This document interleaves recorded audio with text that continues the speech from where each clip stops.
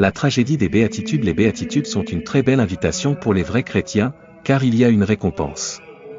Les êtres humains sont contradictoires, nous parlons de civilisation et nous faisons la guerre, nous détruisons des cerveaux avec la drogue et nous anéantissons des âmes pour gagner de l'argent.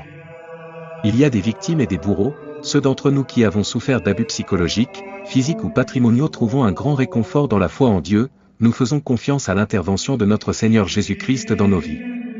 Le sermon sur la montagne promet, dans les paroles de Jésus, une récompense de bonheur aux pauvres en esprit, à ceux qui souffrent, aux doux, à ceux qui luttent pour la justice, à ceux qui ont de la miséricorde envers leurs prochains, au cœur pur, à ceux qui construisent la paix, à ceux qui sont injustement persécutés pour être justes, et à tous ceux qui, en suivant et en croyant en Jésus, sont persécutés. Cependant, il y a implicitement une conséquence terrible pour ceux qui rejettent ce don de Dieu.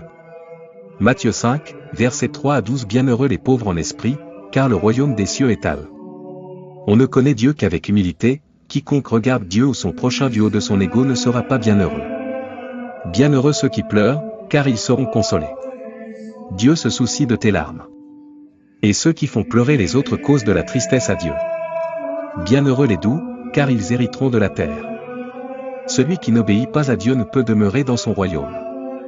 Bienheureux ceux qui ont faim et soif de justice, car ils seront rassasiés.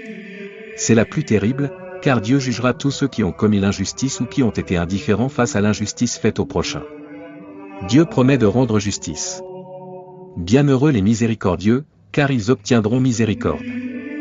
Dieu nous traitera comme nous avons traité notre prochain. Bienheureux les cœurs purs, car ils verront Dieu. La méchanceté de notre cœur nous empêche de voir Dieu. Bienheureux les artisans de paix, car ils seront appelés fils de Dieu. Les fils de Dieu ne peuvent être violents ni querelleurs, celui qui les exclut des fils de Dieu. Bienheureux ceux qui sont persécutés pour la justice, car le royaume des cieux est à eux. Peu importe ce que cela nous coûte, il faut être juste.